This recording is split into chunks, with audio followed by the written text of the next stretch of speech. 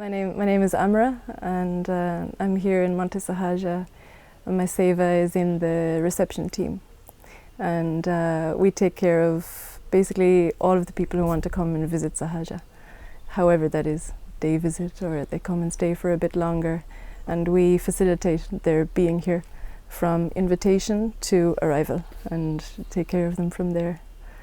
Yeah, it's a big privilege actually to meet everybody who wants to come, everybody who does come here, and some who they come at different times, and sometimes people come back, and it's really it's beautiful seva. And through this being on this team, actually so many things have happened through Guruji's guidance. Actually, there's been a few times where he's had to guide us on how to be, because we started from zero. You know, there was no reception team. It was someone who had a phone, and they were the reception, and whoever was at the end of the phone was reception. And then eventually, as the ashram started to expand more, it was obvious, okay, we need an actual team or a place called reception. And so we were growing all the time, still are. And but there's some really powerful things, ways that Guruji guided us, that I remember in particular. And one thing is that he has said a number of times that whoever comes, you welcome them. Whoever comes here, welcome them first. Even if a thief comes, first you welcome them, you make them a cup of tea, and then let's see. And that really struck me, because it's so just so generous and so much compassion. This is his spirit. It's like whoever comes, you just welcome them, and really encouraging us to meet people in that way.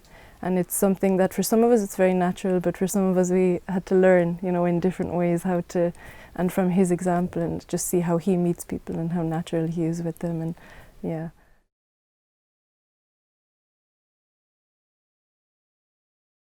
You know, in a way I feel like I've always been looking for this, for something, for as long as I can remember. But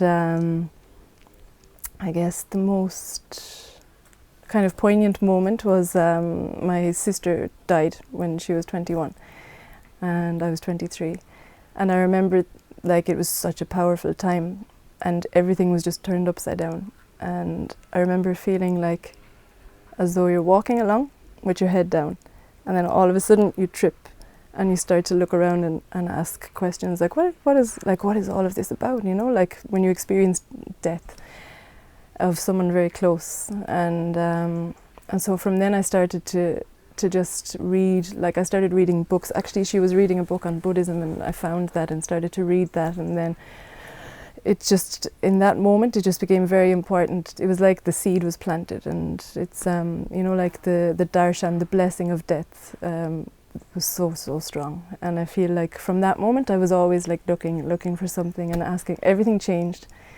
And then about a month later, I was on YouTube, and it was Guruji. I immediately when I watched this satsang, as soon as I saw him, I just knew this is it. This is what I've been looking for. It's like, I can't describe the feeling, but it was just this knowing that, yes, finally, you know, because from reading all of these other things, I had the impression, I was quite depressed about it, that it would take lifetimes, you know, to find out who I am. And I just felt so bad. I just felt like, why would God put this longing inside me so strongly, and then it might not even happen in this lifetime?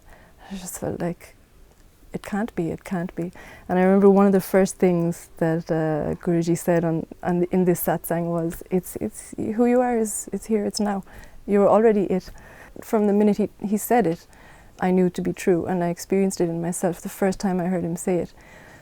And at the same time, in a, like, I don't know, like, in a, how to say it, like a dynamic level, yeah, there are things that are being revealed, like old ways and habits and things that I can see that are gradually being exposed and falling away, that were seemingly blocking that truth. But I can't not be who I am, and that's the greatest gift that he's given to me, is just to show me who I am, and that I am. But yes, on a dynamic level, these things are happening, and that's actually, there's so much joy in that. And yeah.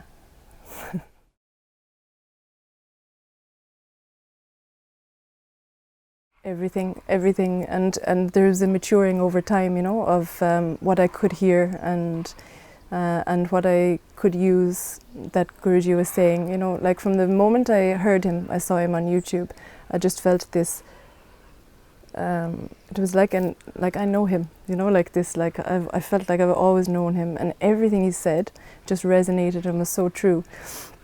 And in the beginning I used to pause sometimes because I wouldn't understand everything, and I might like search for something on Wikipedia or look up the meaning of a word or something simple like that. But after a while that just relaxed, and I could see that actually everything he's sharing with me, sometimes it's just, I'm getting it in a way, in a different way. There's a different kind of understanding, and it's just that because he's not, it's not that he's really giving you something, it's more like he's removing like the ignorance or the ignorance. He's removing the ignorance and the concepts and ideas that have built up throughout your life, and just revealing to you what you are already. And so over the years of being in satsang, that has changed this question. Like in one moment it would be one thing that's really strong that he says, and I really like, you know, it really resonates, and I'm looking with those eyes. But the most powerful and now it's just just where am I looking from, you know, and how am I looking at this? What's my position? Am I like, is it really narrow stuck in a personal way of looking at things? And that's very clear in so many ways, the feedback when you're moving from that place.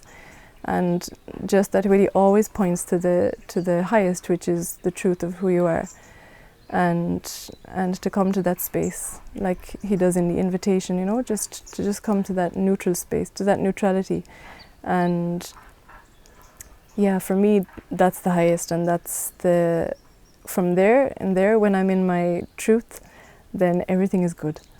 And if something else is going on, or if there's like some problem or suffering, then I know I'm not looking at this in the right place, you know, and I need to just sit, like not even sit, but just really just check, where am I looking at this from, you know? Is there a shape? Am I in some kind of personal shape now and suffering this situation or this experience? And it's very quick, and then you just keep remembering. And like for me, that's the highest, just to stay as the self, stay as myself, and yeah.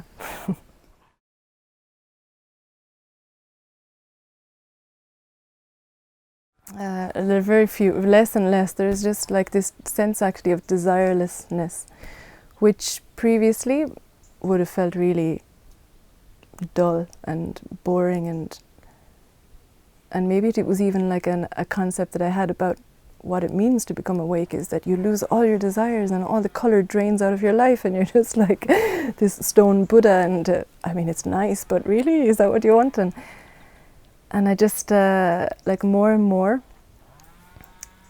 I see that there's actually nothing that I want.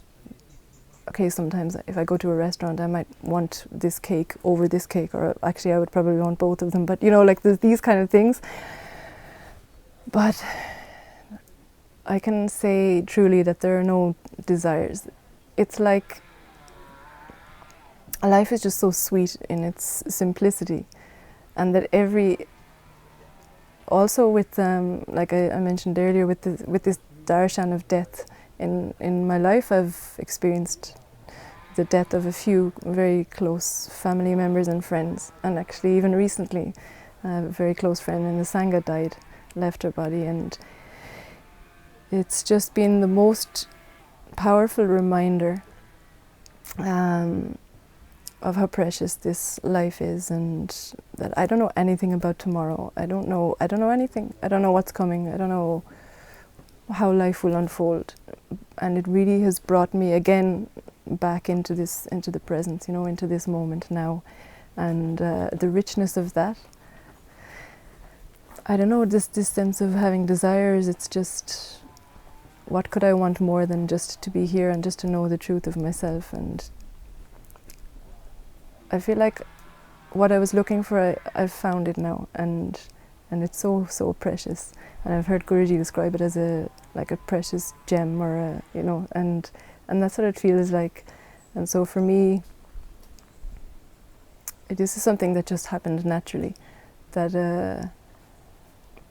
that everything outside, like I can go to the most beautiful place, and see the most beautiful like scenery or be in the most beautiful environment, but it doesn't touch the beauty of what's inside myself and of the truth of who I am. I don't know if I'm explaining that properly, but and so from there I found what I was looking for, and there are no desires. I don't have any plans or desires except to just, I feel like this life is just, actually it's just in service to truth and to God. And that's not a desire, it just feels like that's how it is, and that just feels like the highest. And I'm just available, and I'm just here for that. And yeah.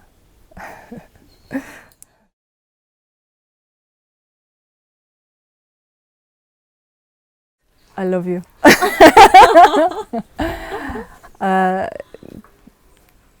Just be I read recently, and it came a lot after, like I said, our Sangha sister Claire died, and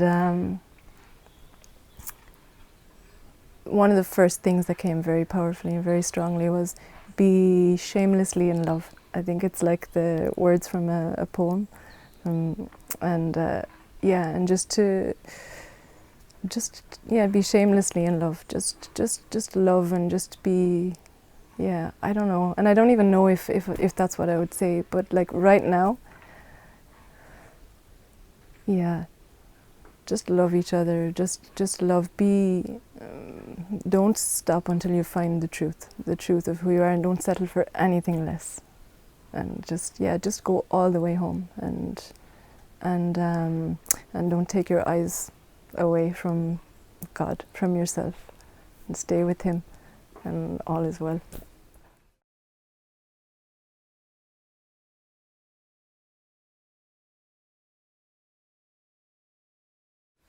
I think I can speak first about the impact it had for me, because, like I mentioned before, that my sister died, and then my father died, and a good friend died, all within like a short space of time, a few years, and that was before I met Guruji. And actually, when we were with Don in Ireland, I told him that the experience of death before meeting Guruji and after are just completely different, like so completely different, because of what he has given to me, what he has shown me,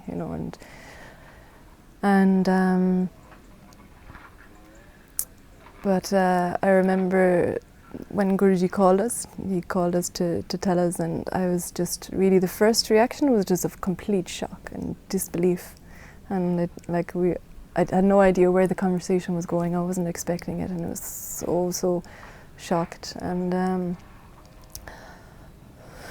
but very soon after, already, like, there was a release, of or a feeling of pain, of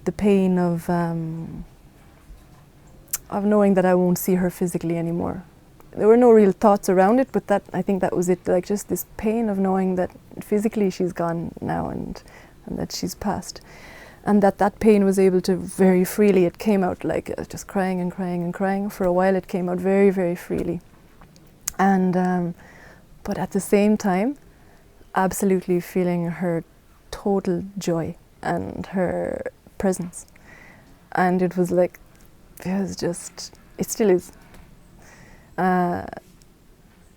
Like she's absolutely here, because I feel her, I know she's here, like where else can she be? And I feel her, so it's so tangible.